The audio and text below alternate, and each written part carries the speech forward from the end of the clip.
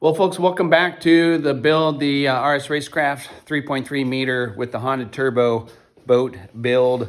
Made some pretty good progress here in the last few days. I was working on the electrical when I last left off, and a couple of things have kind of come about since then. So I'll talk about that really quick. So I was working on, like I said, using the midship bulkhead for mounting things to it and whatnot.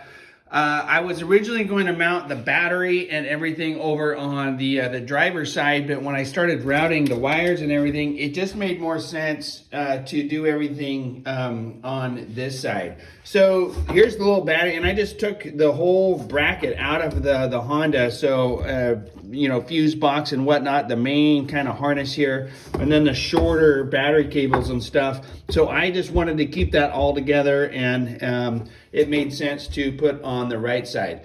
Some good news that come out of that, when I moved that over to that side, I went to run the dash wiring harness up to the front, the dash or the dashboard or the little computer, speedometer, tachometer, all that kind of stuff, the start and stop switch and whatnot. And I said in the last video that I was going to have to extend the fuel pump line.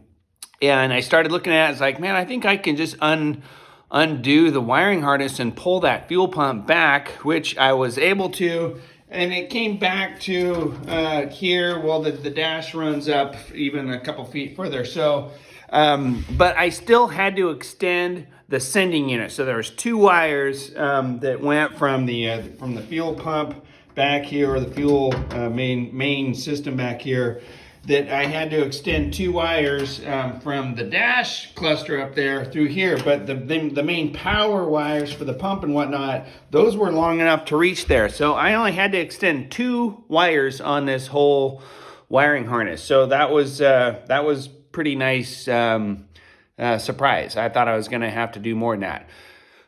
So with that being said, so then it was time to start working on, like I said, the little tachometer, the gauge cluster, the start and stop switches. So this thing is a little different in that the Skookum kit, it comes with the seat base, it comes with the steering wheel hole already mounted, so you know right where everything is gonna go. This one, it's not pre-drilled. It doesn't have all those amenities of having everything kind of pre-located. So with that being said, I'm like, I better get the windshield on and kind of get the seating position figured out before I do anything else with the wiring. So I put the windshield on. This is on the 3.3 on the Wattscraft version of this, it's a 3-part windshield cap, and it's also a 3-part windshield with butt joints there. But it came together very nice. I tell you what, I love the look of the Wattscraft / the RS Racecraft. I just like, I don't know if you can see how the bow kind of droops down a little bit. I love the upper part here, how it tapers. It's not down to nothing, not down to a point, but it's still sleek and kind of racy looking. And then I also think Wattscraft has nailed the look of their windshield with the rain gutter or cap on there. It just makes sense, and it looks great. So now that that's on there, my next thing is to install the floorboards and install the seats and figure out where exactly the driver position is going to be, and then I'm going to do the reverse handle, steering wheel, and from there finish the wiring. I've got the whole wiring cluster right up to here, and then everything, the kill switch, start, stop switch, and the gauge cluster will be extended over to that side of the boat. So with that being said, so that's the build. Now I'm going to take a timeout, and I'm going to talk really quick about mini boat prices. I'm not saying this to slam anybody or degrade anybody's craftsmanship or anything like that. I'm going to just kind of tell my kind of take on the industry and what these boats are worth, what they're not worth, and so on. So I alluded to it earlier that I'd contemplated starting a boat manufacturing business. In fact, I did. I actually had a business license called Bushwhacker Boats. I believe it's still registered with the Coast Guard, because I had all that stuff in place. But when you start looking at the requirements to make a fully Coast Guard certified vessel, especially under 20-foot outboard, which I was looking at, the flotation requirements and all the liabilities and all that stuff, it was just too much. And I'll stick to flying airplanes. So it pays better anyway.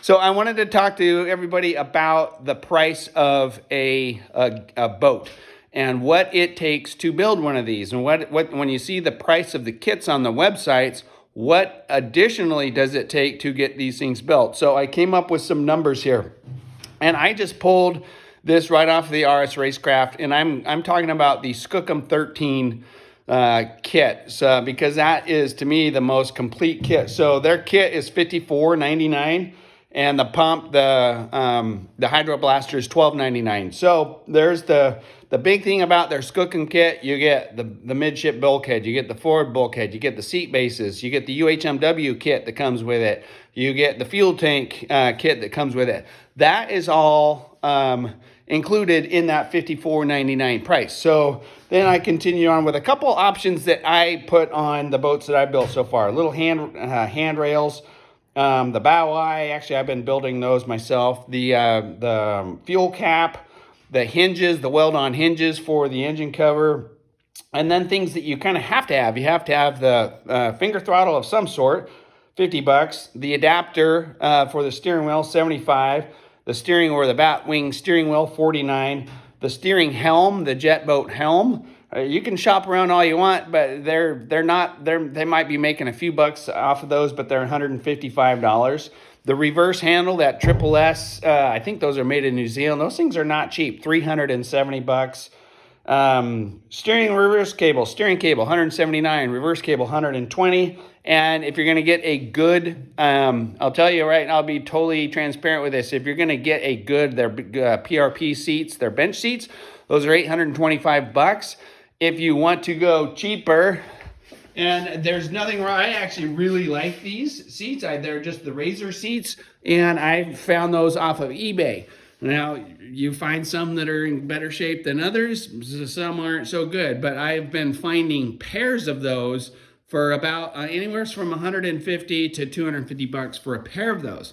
But on my next build, my girlfriend informed me that we need heated seats. So I called RS Racecraft and pre-ordered my PRP bench seat with heating elements in those. And after my last little boat ride, I kind of want the heated seats for these winter rides. Anyway, so back to the grand total. The RS Racecraft is $8,700 to more or less finish. And I would say I would throw on another $300 in there for hardware, stainless steel hardware. That doesn't add, I forgot the sand strainer, if you will. And if you want to get a new battery, if you're buying a donor jet ski, you're going to have a battery. So I'd say anywhere from $300 to $500. Add that to absolutely finish it out. Now, so that's about $8,700. Let's round that up to $9,000, and that's realistic. What I believe I had in that last kit, and that is just the boat. That doesn't include labor. That doesn't include a donor. So, but I'm talking about these. This is a nice boat. These are nice finished. Oh, I forgot one other thing I didn't add. I didn't add paint. Didn't add any of the foam decking. So, just out of curiosity, I went to the Jetstream, and this is not to bash RS Racecraft or Jetstream or take sides on any of the other ones.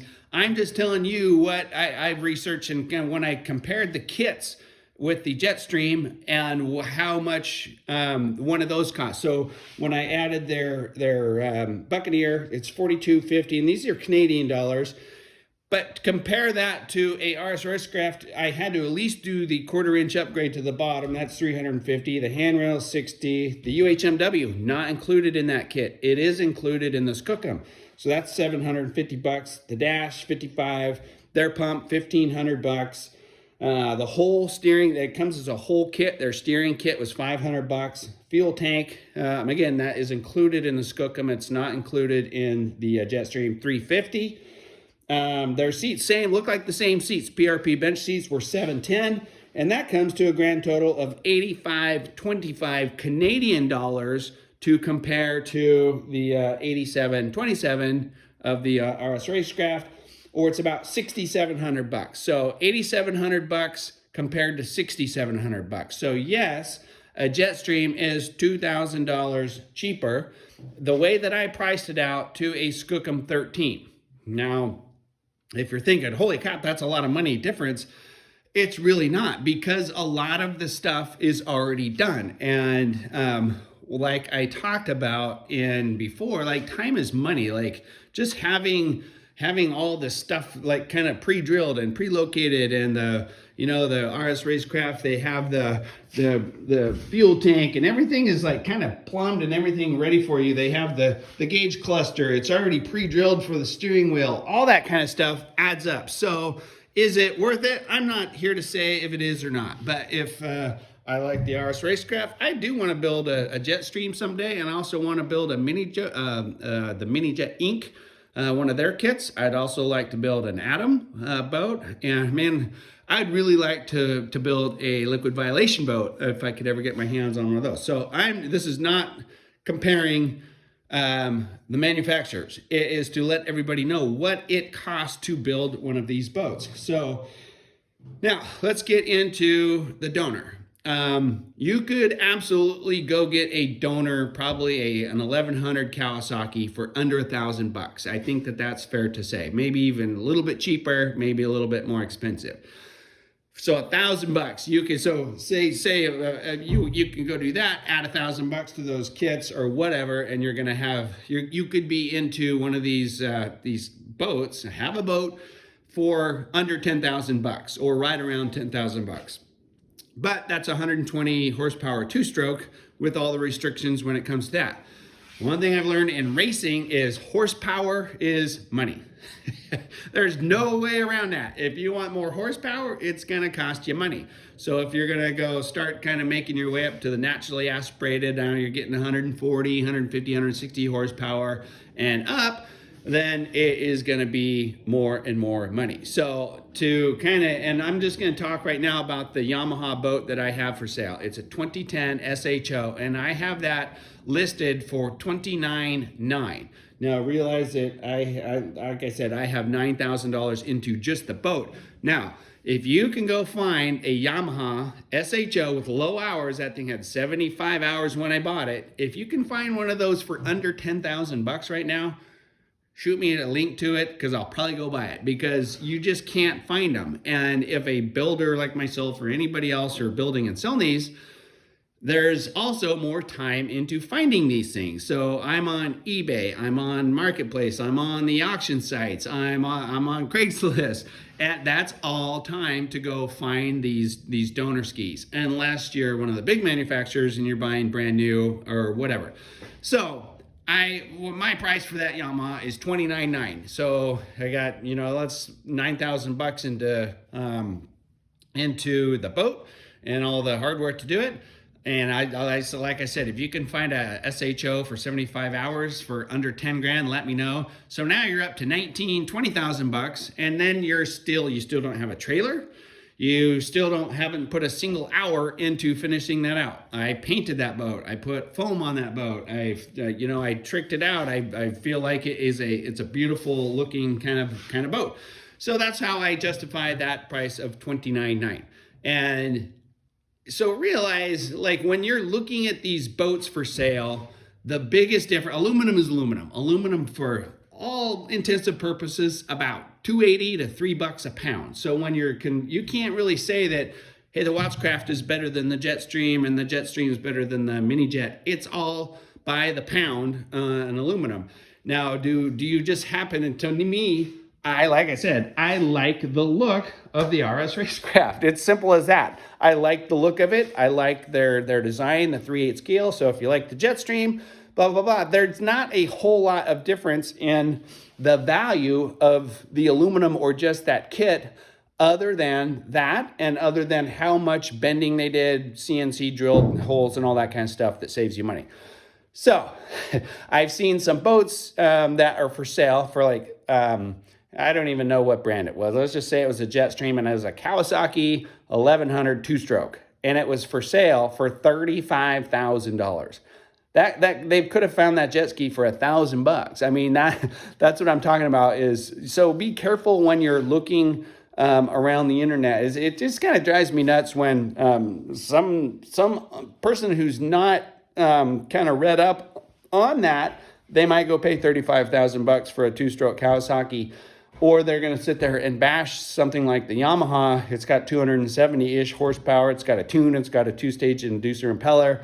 And I feel like I'm asking a fair price. And I'm not saying this because, hey, buy my boat because I think it's worth it. I'm like, that's the reality of it, is like you kind of get what you pay for. So if I see a lot of like Mike Hang, and he was trying to sell his boat and was getting lowballed, I'm like, man, that's not cool to lowball like that, because it costs X amount of money to build it, and it costs X amount of skills to be able to fabricate a boat and put it together. So you can either buy and pay me for my labor, or Mike or whoever for their labor, or do it yourself. So yes, you could build a boat for, let's just take that Yamaha. You could build that Yamaha that's sitting out in my shop for probably $20,000. And I'm asking $29,900. Well, that's my labor. That's my welder. That's my argon. That's my filler rod. That's all that kind of stuff that went into that. So I just thought I'd take a minute to kind of talk about the industry, what these boats cost, what they're worth. But like I said, you could, if you want to build your own stuff, you can do it cheaper. Count on aluminum being about $3 a pound. I think you could probably cut, bend. If you have a a big press brake and all that kind of stuff, at $3 a pound, you're looking about, $1,500 to $2,000 in aluminum probably to build one of these boats. Then you got to get a trailer, blah, blah, blah. Anyway, I'm starting to ramble. I hope you get my point, and I hope this doesn't come across as too snarky. It was not the intent at all. Other than I've seen some boats that are overpriced, and then I see people getting lowballed for actually a good quality build like Mike's boat. That's kind of too bad to see. I just wish people knew what goes into them, and that was the intent of this video. Anyway, thanks for watching. I will get back to work so we can get this Honda Turbo on the water. Kind of excited about that. FYI, Honda Turbo, I got that for a little bit cheaper. So this 3.3 meter boat with the turbo, I'm going to be asking $19,900 for this boat. So again, I think that's a fairly safe price, or fair price, I should say, for a boat of this caliber, about 165 horsepower with a 4-stroke turbo. If you can build it for cheaper, feel free. Anyway, thanks for watching. We'll catch you next time.